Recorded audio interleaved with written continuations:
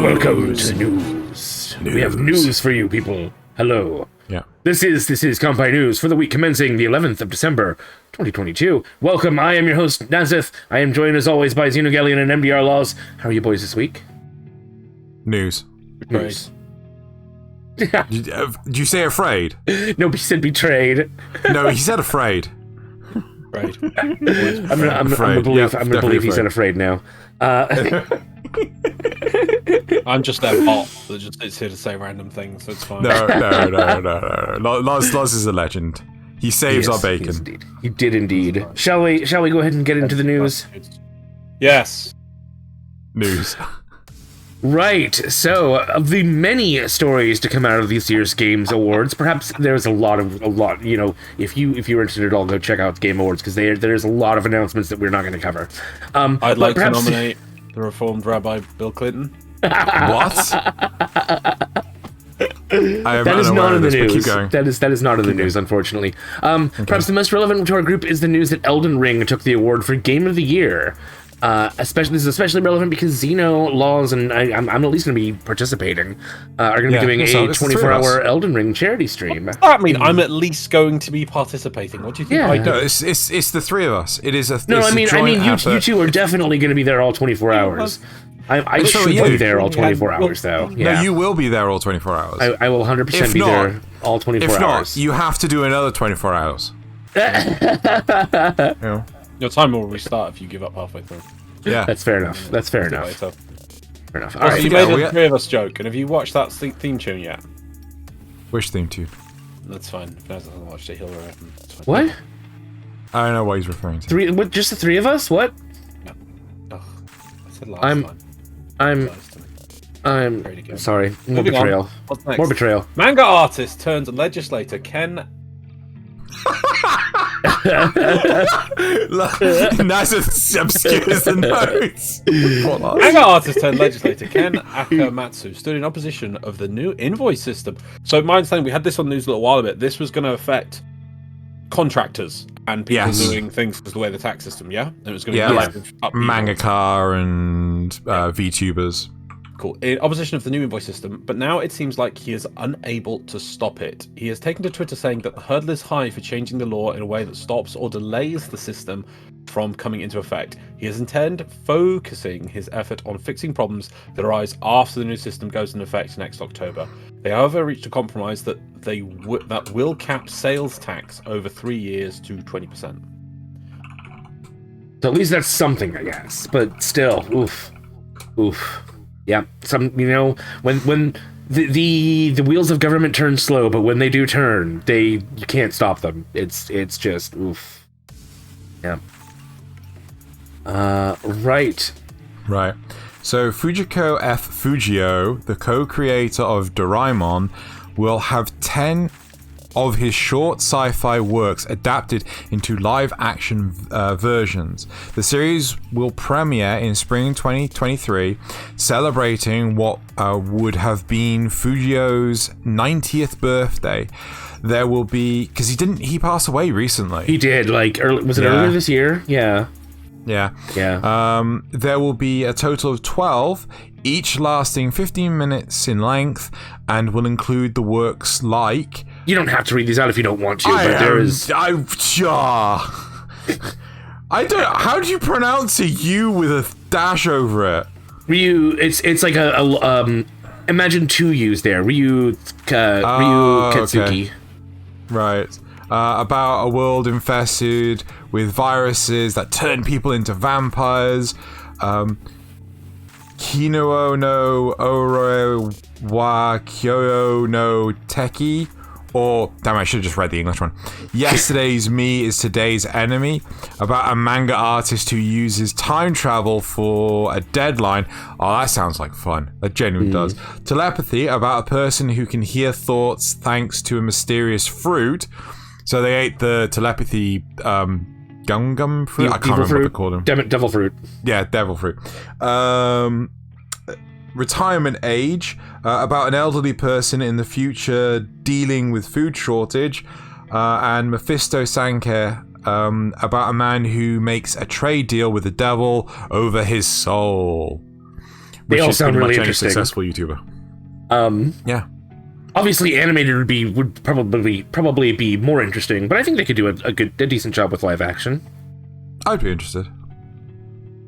All right, moving on to a little bit of that's not in the right order. I believe that is the correct order. Right. So, a little bit of bad news. Golden Kamuy. If you've been wondering where Golden Kamuy went, we have the answer. Episodes 7 through 13 won't air until April. The delay comes after a staff member who was described as indispensable passed away on November 1st. The production company and the studio spent quite some time in discussion before finally coming to this conclusion. So I know they didn't want to, but, you know. That's quite surprising because it's been some weeks that we've not... I think it's been at least 2, maybe 3 weeks since we've had an episode. And it's just you know, so it's kind of surprising, though, that it's taken this long to get a response out of them. Or maybe they thought, November Festival, they thought maybe they could do it, and now they're just realizing, like, maybe if we just take a month off, we can somehow fill all this in. No, I think maybe they were like, we can just try and catch up with the slack and carry it through. They just couldn't, and it's just like, we just hands up, we're not going to be able to continue this. Fair. Well, at least now we know where the hell it's been. Yeah, exactly. Yeah. Right. Well, obviously, sorry for that loss. Indeed, yeah. It's never. I mean, oof. Yeah. Here you go, Loz. With only a month left until the premiere of Junji Ito Maniac, Japanese Tales of the Macabre. Was it Ito? Ito. Yeah. Japanese Tales of the Macabre. They finally unveiled all 20 stories to be adapted, as well as a new visual. Now you don't have to read the list, but there is all 20 of them here if you want to. The Strange Hikasuyu Siblings, The Story of the Mysterious Tunnel, Ice Cream Bus, Hanging Balloon, 4x4 Walls. I think it's supposed to be 4x4 walls. 4x4 Walls. Long hair in the attic. No, it's just 4x4 walls. Library Vision, Toontown, Layers of Terror. Wouldn't that be 16 walls? Tommy, Photo, Unendurable Labyrinth, The Bully, Ali, Headless Statue, Whispering Woman, Sochi's Beloved Pet. I think the only one of these I know of is Tomy. Good for you. I'm really interested in watching this because I love Junji Ito. For some reason. Yeah, for some strange reason. Yeah, I don't know if I've just seen the worst of them, but anyway. Another standout at this year's Game Awards was the DLC content announced for Dead Cells. This spring, you'll be able to team up with Richter and Alucard to face down Dracula through 2 new levels with 3 new bosses using 14 unlockable weapons, all to the sound of the 51 original Castlevania tunes and in 20 new outfits. So they're actually doing a Castlevania DLC for Dead Cells. I was surprised. Dead Cells has been out for so long, and they're like, regardless of the fact that Dead Cells has been out for so long, it's just it's the fact that it's a Konami title. I'm shocked that they got a collab between you can use developer, you can use the Castlevania IP. I'm like, the fuck? Yeah, that's pretty cool though. Well, I would totally see it as Konami going, right, what have we had? We've had Blood Ritual of the Night, or whatever it was. What was that? Bloodstained. You know that's not Konami's, right? No, but it's done by the guy who did Castlevania. That is true.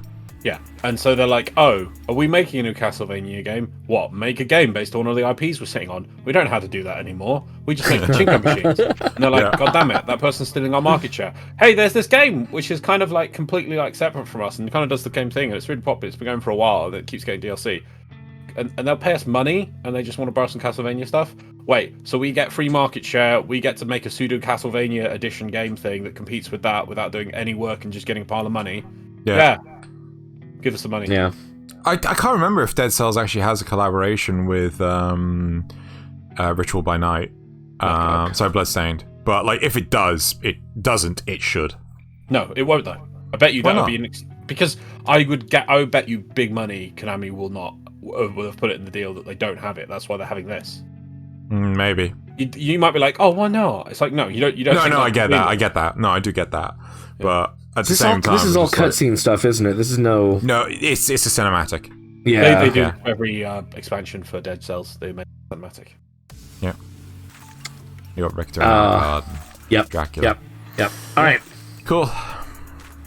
So keep an eye out for developments on this story. This is a very, very early, they just announced this. Bandai Namco released a teaser trailer showing very rough sketches for an upcoming anime adapting an Akira Toriyama work. The manga is a short series from 2000 titled Sandland, and the synopsis reads, "In the far future, war has destroyed the entire Earth, leaving only a barren wasteland where the supply of water is controlled by the greedy king. In search of a long-lost lake, Sheriff Rao asked the king of the demons for help, and got the king's son, Beelzebub, and his assistant, Thief. Together, the unlikely trio sets off across the desert, facing dragons, bandits, and the deadliest foe of all, the king's army itself." Ooh. Can you just click through a bit? Can we get, some idea of... Yep. So, here is, I believe... I don't know if this is Beelzebub or the Thief. But there's, we got some, background a little bit. Why did the world have to become this? And that's really it. Fair. But I mean, I like the look. I like the look of this character. Yeah, that's it though. It's like the background's kind of lazily done. It's just like, oh, you've animated his cape and tail, lovely. So is this in a period where Akira Toriyama decided, hey, let's not bother trying to do anything Dragon Ball related? This was not successful. Let's go back to Dragon Ball. That made me lots of money. Quite possibly, yeah. It was in 2000. Interesting. Started with Dr. Slump in 1980, which apparently inspired a television anime. I've never even heard of it. And then Dragon Ball from 84 to 95, and then game designs. They don't really. The Chrono Trigger stuff is ridiculous. Like, I love Chrono Trigger. Have you seen the Akira Toriyama cutscenes? Yeah.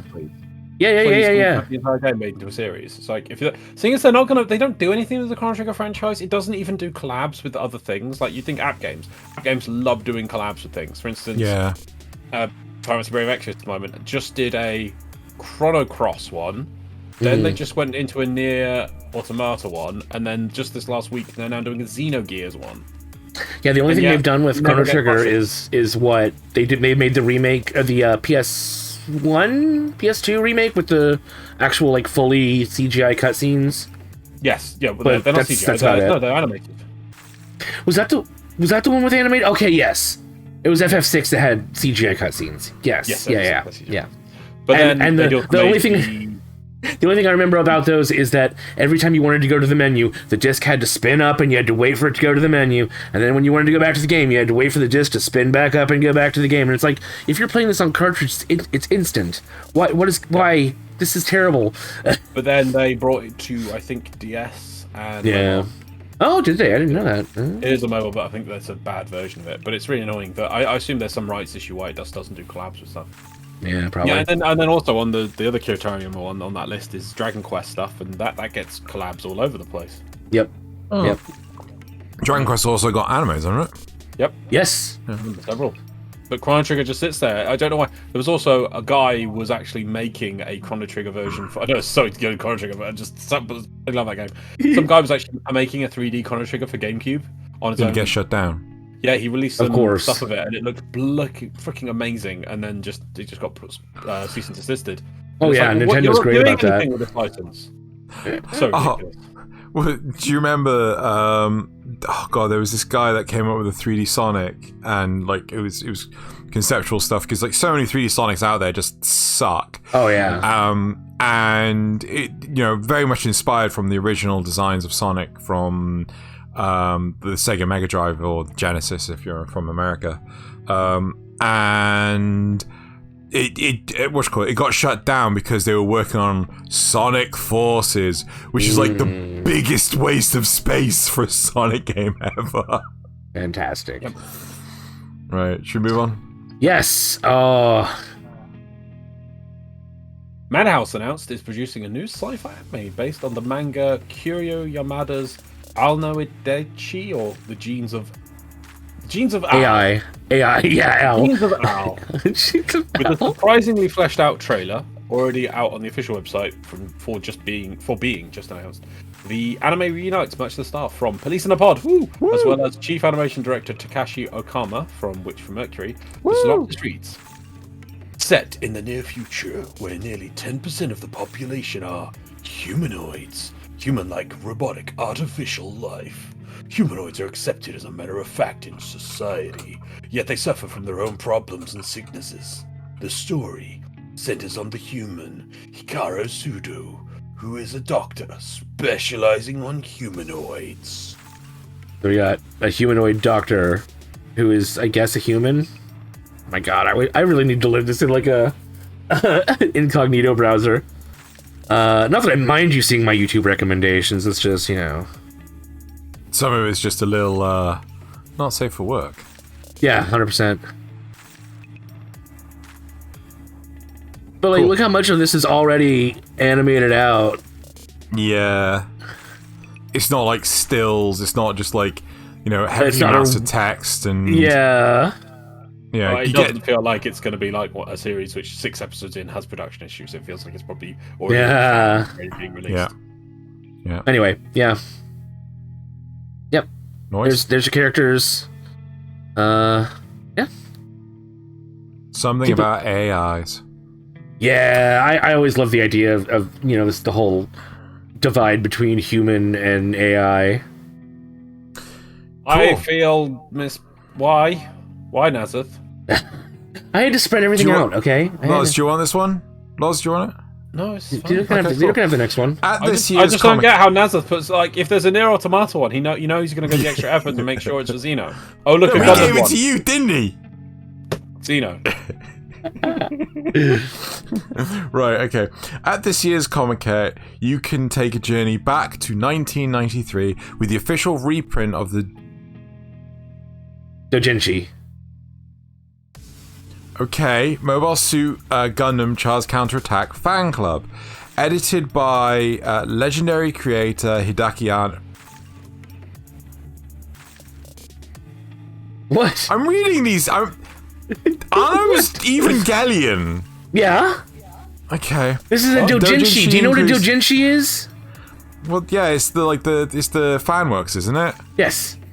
Yeah, I mean, it doesn't have to be smart. So clearly, he is a fan of Gundam, and he made a Gundam Doujinshi. But it's Anno. Yeah. Okay, moving on. What? The Doujinshi include Hideaki Anno, the guy that does Evangelion, the one that does Shin Godzilla, right? Yeah. Shin Kamen Rider, Shin Ultraman, right? And he really liked Char's Counterattack, so he spent time to interview people, make a book about it. Yes. What did he do? Is he not allowed to? He's like, you made Evangelion. No, I'm just shocked because you know he's always commented on how depressed he is all the time. And it may be one of those minor points in which he wasn't depressed. He was like, God, I love Charles Counterattack. I love this so much. I'm going to make a book about it. And now you're sitting on this poor man's one. It just feels like it just comes out of nowhere. But anyway, the Doujinshi includes interviews, art, and written analysis about the 1988 film from staff members who worked on it, like director Yoshiyuki Tomino, and mechanical designer Yutaka Zubuchi, thank you.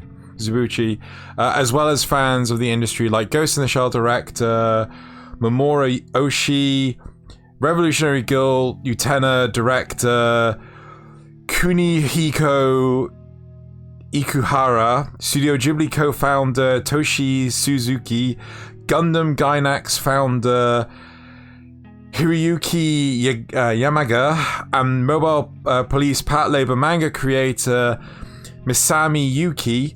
Hideaki Anno himself also participated in the interviews as a discussion partner. And that's why he gave this one to Zeno. So he had to say all those names. He wanted to give me the big names, Loz. I have never heard of Gundam Gainax. Do you know what that is? I would. Is that actually in the article? Yes. Gundam Yes, Gundam Gainax. Those are two different things. No, Gundam Gainax founder. No, look at the URLs. There's two different URLs. I think it's like Gundam/Gainax founder. Well, why did... Okay. So I'm wondering if Hiroyuki Yamaga ended up actually working on both Gundam and Gainax. We got a lot of Mobile Suit Gundam. Yeah, so if you go to the guy... If you go to the guy... Oh, right. Instead of just Gundam. Yeah, that's the one.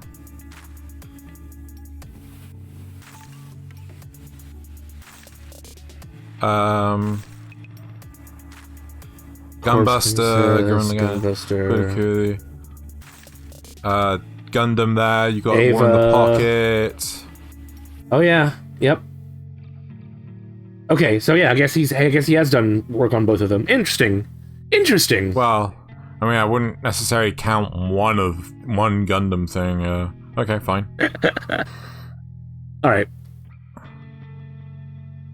But Loz, you do get. Oh no, wait. I get the other Gundam one, but it's Sad Gundam. Well, sort of sad. No, it's not sad because it's not happening because of some issue or production delay. Yeah, it's just holidays. It's the fact that they lost one of the voice actresses. Yeah. It's just do holiday stuff, which is fine. The official Twitter account for the Witch from Mercury anime announced that the anime will suspend its broadcast on December 18th and January 1st due to special holiday programming. Episode 10 will air on December 11th, so it's already aired, literally today. And Episode 11 will air on December 25th, with the series ending on January 12th, and the second part of the series set to air in April 2023. So it's not going to be a very long wait before we see the rest of it. Is it definitely? That's what they said. January 12th is a Thursday. Remember, they will be going into the next season, so they won't retain the schedule. It's like whatever slots they have available. Because I don't know if you remember, oh god, was it God Eater? The last two episodes took like two seasons. Go back to Naza's points. So Naza said, where's it gone? Episode 10 on the 11th, episode 11 on the 25th, and the series will end on the 12th. It says, if you read the text on left, Nazas, it says the 12th episode on January 8th. Yeah. Naza's text says January 12th. Oh, right. Nazas, you got it wrong. Oops. Yeah. Oops. I may have transposed some numbers. Yeah, so now if you go back to your comments, Naza, you see you wrote January 12th, not the 12th episode on January 8th. Yes, I see what I've done. Yes. Excellent catch, Loz. Yeah. I was annoyed. I was like, what? It's not going to be on a Sunday. I'm going to have to wait even more time to get that last episode? Yes. Damn straight you weren't, Loz.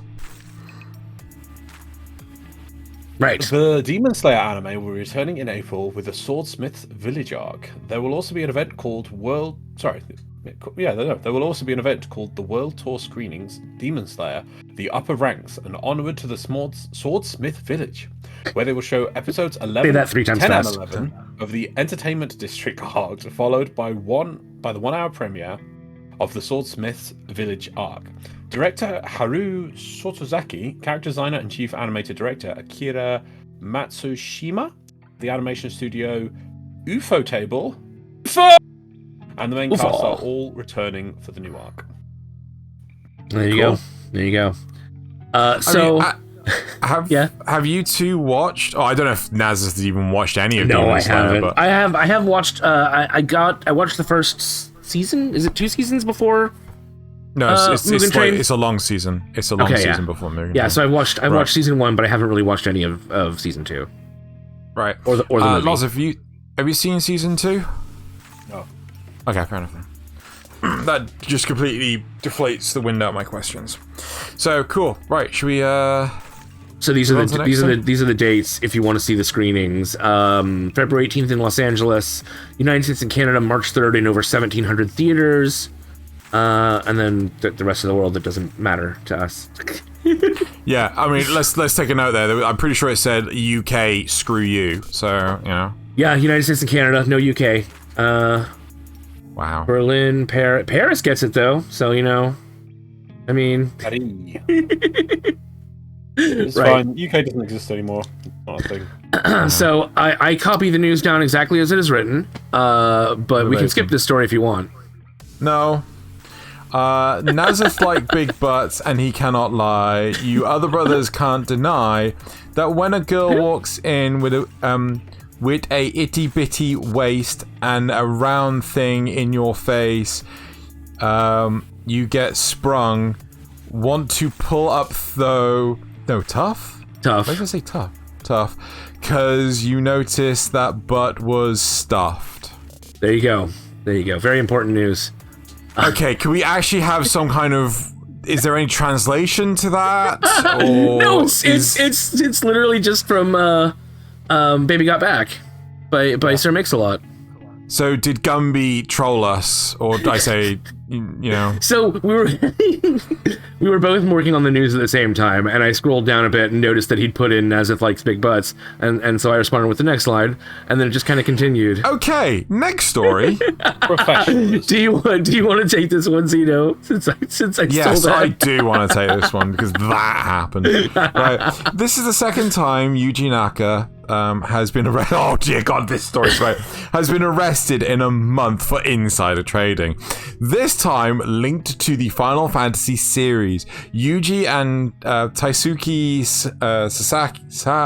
Sasaki were both arrested earlier in the month for purchasing stocks in Aiming. Is Aiming the name of the company? Aiming's the company name, yeah. Cool.